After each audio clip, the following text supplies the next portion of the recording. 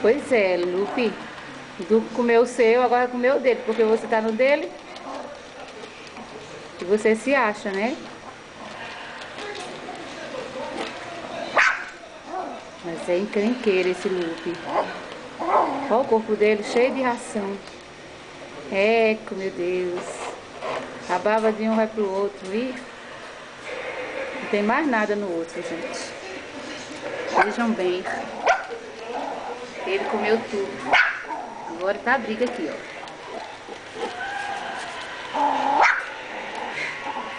Pequenininho é arangueiro, gente, você não imagina. Esse Lupe, que é o poodle. Não, não vem babar aqui não.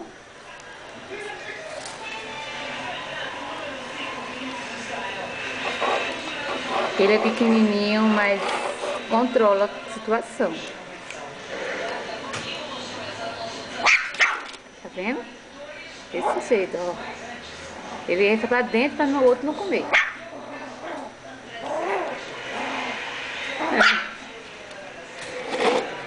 Vai entender, né, Du?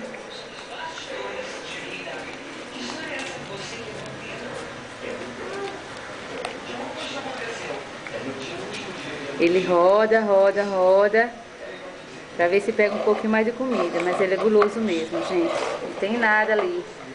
Ele está comendo. Você é corajoso, hein, Duque? Ele enfia a cabeça pro outro não comer, mas tem jeito, ele come de todo jeito. Eita, camarada.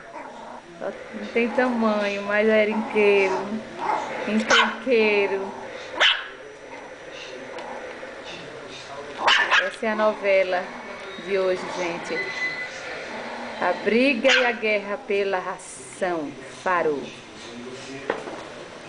Ei, Duque. E aí, você tá satisfeito agora? Você tá satisfeito? Olha o barrigão dele, gente. Põe, põe, põe, põe. Barrigão, barrigão, barrigão.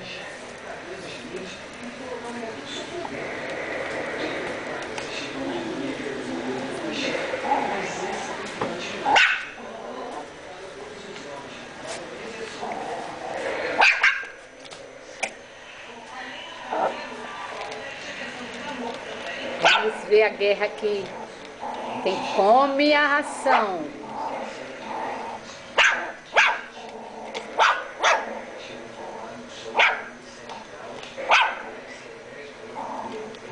Mas o Duque não liga. O Duque é ousado. E o Lupe é encrenqueiro.